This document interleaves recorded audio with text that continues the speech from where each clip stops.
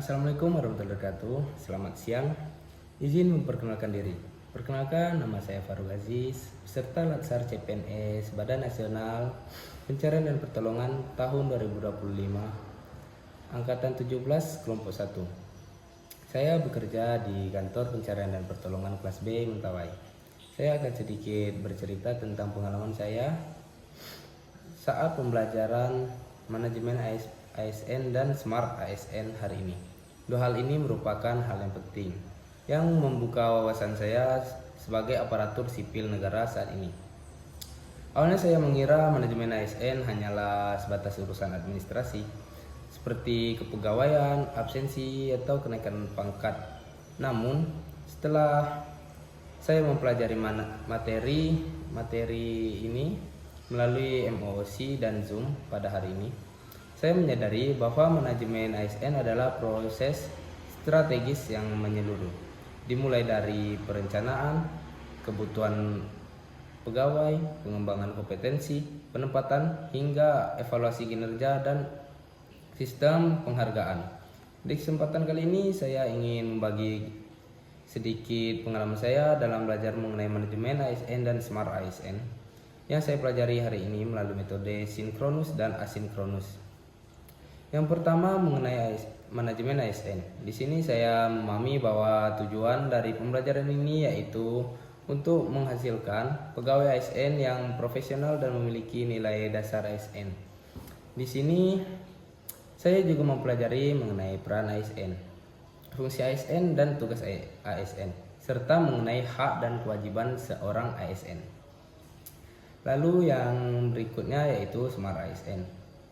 Dari konsep Smart ASN, ada beberapa hal yang penting yang bisa dipelajari, baik secara pribadi sebagai ASN maupun dalam konteks organisasi pemerintahan. Yang pertama adalah pemanfaatan teknologi digital, yaitu seperti Smart ASN mengajarkan pentingnya literasi digital.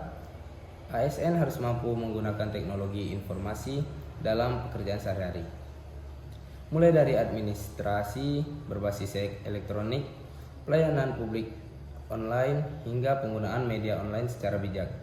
Ini berarti ASN tidak boleh gagap teknologi, melainkan harus terus belajar dan beradaptasi. Yang kedua adalah inovasi dan kreatif.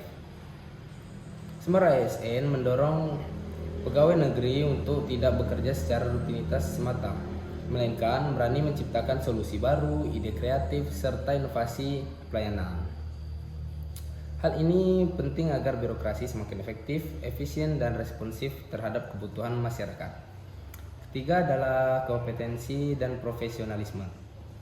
Seorang Smart ASN harus memiliki kompetensi sesuai bidangnya, serta kemampuan lintas keahlian seperti komunikasi, kepemimpinan, dan kerjasama tim. Profesionalisme ditunjukkan dengan integritas, tanggung jawab, dan hasil kerja yang berkualitas. Yang keempat adalah kolaborasi dan networking. Smart ASN tidak bekerja sendiri, tetapi harus membangun jejaring kerja dengan berbagai pihak, baik antar instansi pemerintah, swasta, maupun masyarakat. Kolaborasi ini membuat pelayanan publik lebih cepat, transparan, dan berdaya guna. Kelima adalah etika dan akhlak. Smart ASN juga mengandung nilai berakhlak, yaitu berorientasi pelayanan, akuntabel, kompeten, harmonis, loyal, adaptif, dan kolaboratif.